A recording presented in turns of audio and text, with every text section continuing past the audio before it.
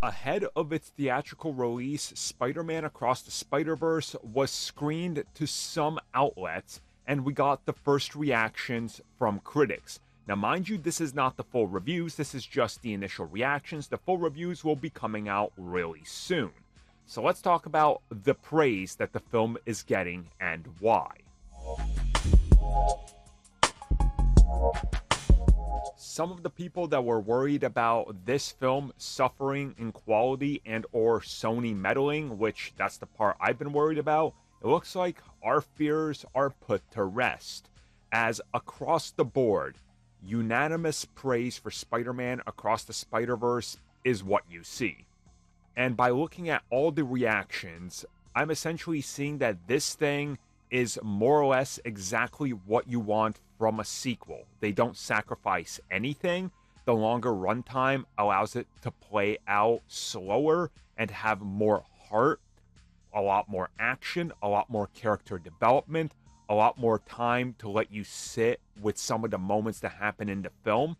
But on top of this, it's not all fun and games.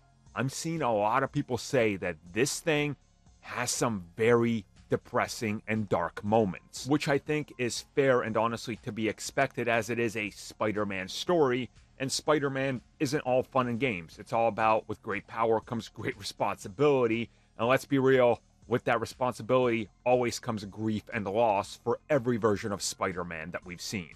The one thing I noticed is a lot of people are talking about just how crazy it goes in terms of expanding the visual style from the first one to what they pull off in this one, and how much of a technological advancement and just an upgrade to everything there has been, which honestly makes sense and I think is expected, as the first film had like an R&D turnaround of like 4 years to just make sure that the animation was on point. So refining that and fixing elements that they thought were subpar, I mean, that was kind of expected, and I don't know what they could have made look better, but certainly the technology is going to get better, and they spent a lot of time on it.